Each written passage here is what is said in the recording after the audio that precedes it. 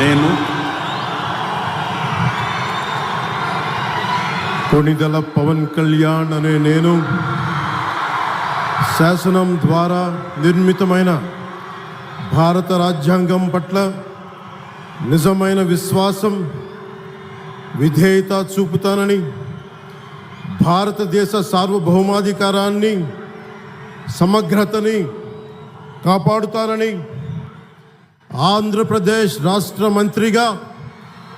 నా కర్తవ్యాలను శ్రద్ధతో, అంతఃకరణ శుద్ధితో నిర్వహిస్తానని, భయం కానీ, పక్షపాతం కానీ, రాగద్వేషాలు కానీ లేకుండా రాజ్యాంగాన్ని, శాసనాలని